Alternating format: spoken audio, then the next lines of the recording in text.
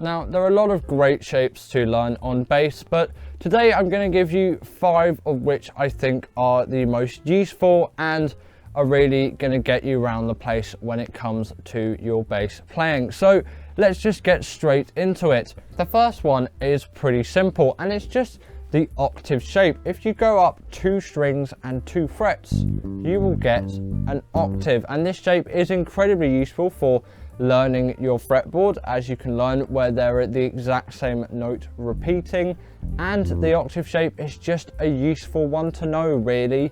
I think once you know the octave shape, you've got some good foundation for some bass line and soloing potentials as well, because the octave is such a strong shape and such a powerful, nice sounding shape, and it fits over really any type of chord or chord flavor. The root is always going to be like that unless the root's been moved in some way, but that's besides the point.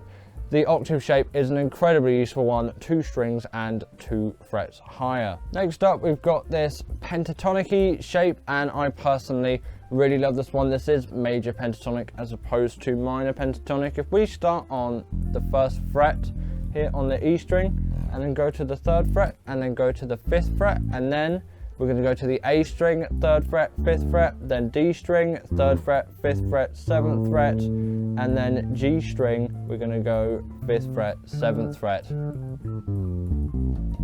I think it's just a really nice way of overlaying these major pentatonic shapes. If we think of it as, you know, 3 notes on a string, 2 notes on a string, 3 notes on a string, 2 notes on a string, and you can start wherever you want, and you can get this amazing major pentatonic sound. And I think it really is class for things like solos over major chords and things. Obviously you could do an extension with the minor pentatonic as well, but the major pentatonic just sounds great, and you know, it works so well and effectively as a bass shape.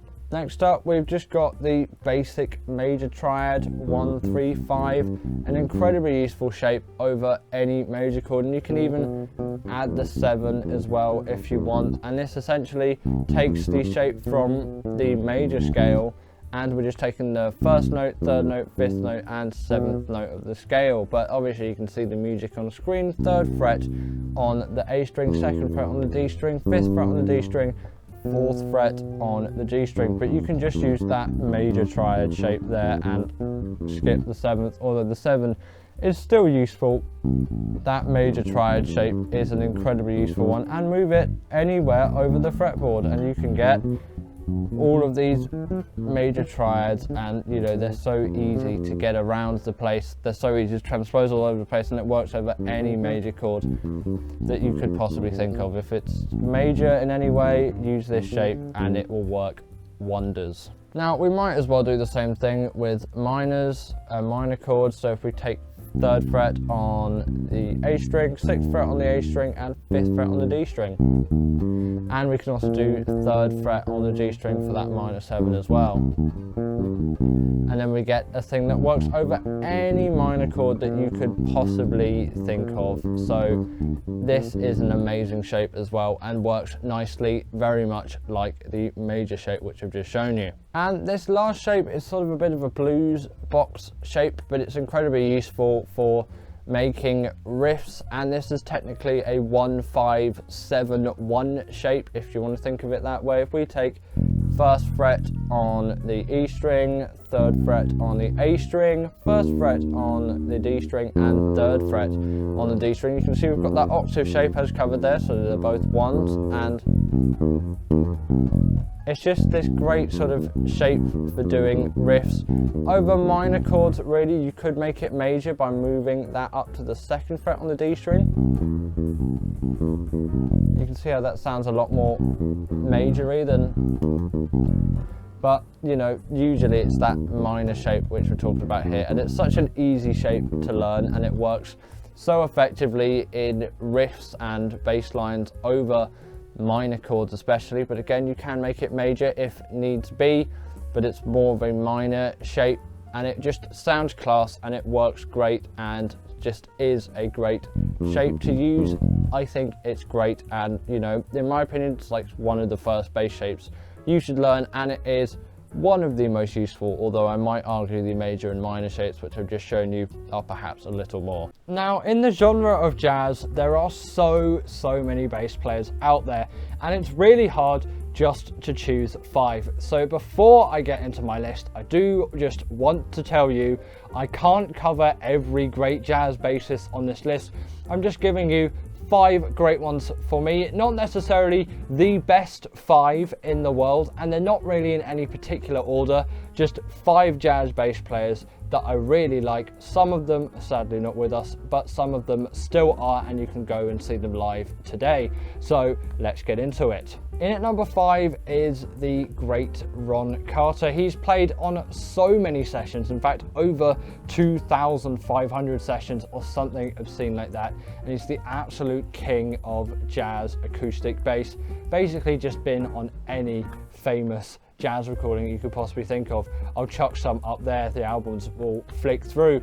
You'll certainly know some of them, and I just really like his approach to the style and just how he got around everything, because he's just such a session musician, but also was so well known among everyone and just really is just a great bass player, and I'm greatly appreciating of all the foundation work that he's done. And obviously with other bass players like Paul Chambers and things in similar eras of the time, perhaps not being quite as successful as Ron Carter, but the shorter career does certainly amounts to it, even though Paul Chambers, another great one on loads of John Coltrane albums.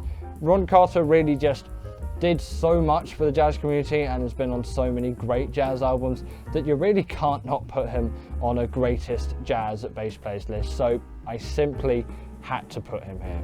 Coming up next then, we have got Christian McBride, and still a very prevalent bass player to this day, playing with the likes of Joshua Redman, Warren Wolf, Peter Martin, and loads of other great jazzers out there. Christian McBride is great on acoustic bass, and his electric playing, perhaps not as prevalent, is great also. Christian McBride is really just an all-rounder, again, a great session musician, but has made some great compositions in his time as well.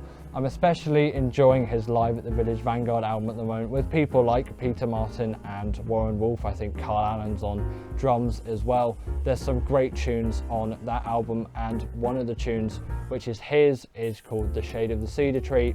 Really is great. You should listen to Kind of Brown as well. Obviously it's a sort of play off of Kind of Blue from Miles Davis, but it is an insanely great album. That's, I think, where Shade of the Cedar Tree originally originates from. It's a great tune. I've got a transcribed version that I've done, so I'll put that link in the description for that tune if you do want to check it out. That will probably be the only sheet music I'm providing for this video, unless I've got some others in there. I might have a few for some other bass players, but it's just, I'll see what I have lying around really. But Christian McBride has an absolutely fantastic sound, and considering how young he still is, though I know he's in his 50s, but relatively young in the general space of things, like Ron Carter's 87 at the moment, so he's far younger. He's made such an influence on the jazz community with other young musicians like him, and from that he's sort of pushed that jazz stuff into the next generation. A lot of, you know, his hit-off stuff was in the 90s, 2000s, 2010s, and up to this day, but from the 90s onwards he has really been innovating, although I think a lot of people look back to what he did in the 90s, but I perhaps think what he's doing now is even better. So do really check out Christian McBride, because he is a fantastic bass player. If you do want courses from him as well, check out Open Studio. There's some great stuff on there. I'll probably leave a link to that in the description as well, because there are so many great jazz courses on there. Next up, we have got John Patitucci, an absolute king of the 6-string electric, a great double bass player and just a great all-rounder, playing with the likes of Chick Corea. He is just such an absolutely fantastic bass player, and it's undoubtedly the king of jazz fusion.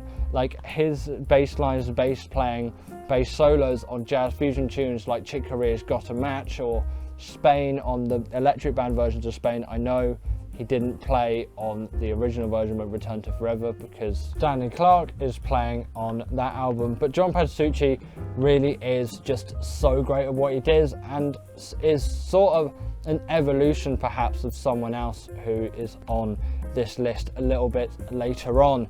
But he's just so known for his fusion sound and his 6-string work that he really does have to be mentioned, as there's sort of no one else that really does what he does. And I know there are other examples out there, but to the extent that John Patitucci's done all of his stuff, and also, you know, just to the fame that he's received for all of it, especially considering just how young he was when he started and how he's grown through it. He's just an absolutely amazing musician still to this day, and just is fantastic. So please listen to some John Patitucci stuff as well, as there's loads of great stuff, especially all the Chick Corea electric band stuff. There's some really fantastic stuff from him in there.